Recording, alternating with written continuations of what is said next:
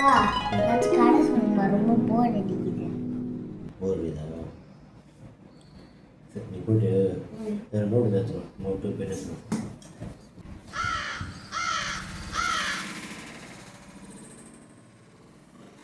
அப்பா இந்த பழைய டைரி தான் பண்ணிச்சு. அப்பா ஒரு கதை சொல்கிறவங்க சரியா?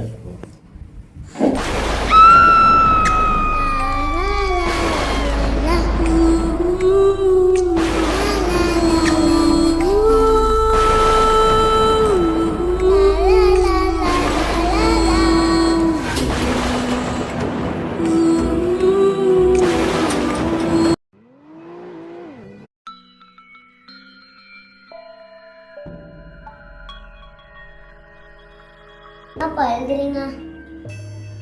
அதுவா, நீ கதை கேட்டல, அந்த கதையை தான் நான் இப்போ வந்து டைரி எழுதி உனக்கு சொல்ல போகிறேன்.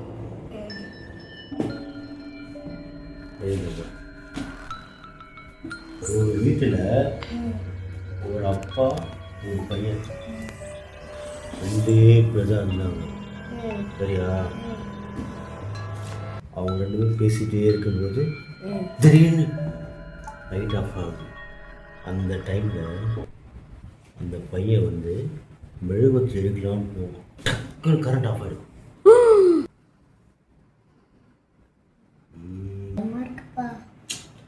சரி, ஜஸ்ட் ஸ்டோரி கிடையாது.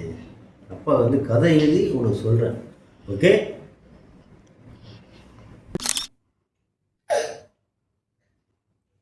என்னப்பா நீ சொன்ன மாதிரி கரண்ட் ஆஃப் ஆயிடுச்சு.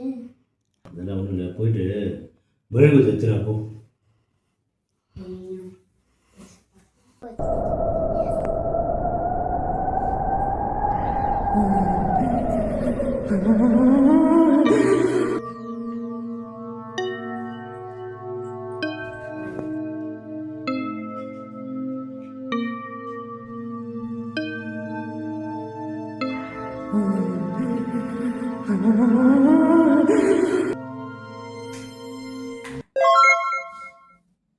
அதான் கரண்ட் வந்துச்சுடா.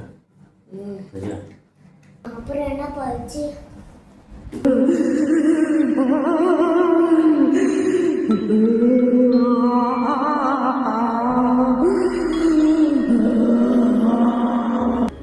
யாரும் கதவு தட்டுறவங்க சவுண்ட் கேட்கும்.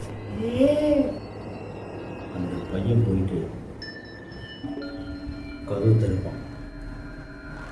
அப்போ போனாக்கா அந்த பக்கம் இந்த பக்கம் ஃபுல்லாக ஒரு வெட்டு வந்து இங்கேருந்து ரத்தமாக இருக்கும். இந்த பக்கம் வெள்ளை வெள்ளையாக இருக்கும். அந்த பேய் பார்த்தாக்கா அந்த பையன் அந்த கதவு திறந்து பார்த்தானா அவனே பேயாக மாறிடுவான். ஆமாம், அந்த பேய் மரண பீதியை காட்டும். அவன் மட்டும் அந்த பேயை பார்த்தான், அவனும் பேயாக மாறிடுவான். அப்படிப்பட்ட பயங்கரமான பேய் அது.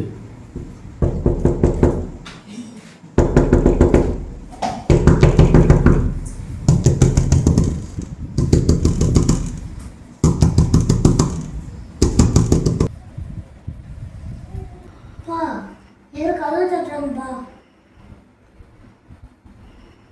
ஆமாடா, போய் என்னன்னு பாரு. தர யாரும் தர நானா? நீ தான் போடா. என்னப்பா?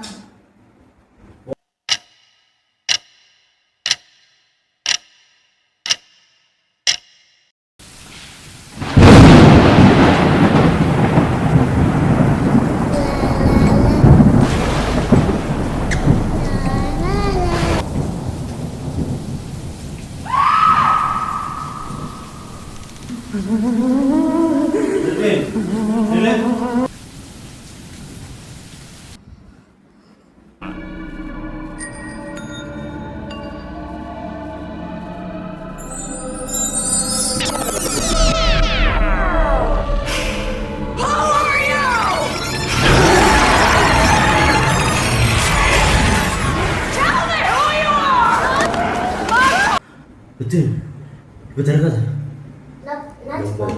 இந்த டைரியில் என்ன எழுதுறமோ அதுதான் நமக்கு நடக்குது. ஆமாம், பின் பின் பின் பின் பின் பின்.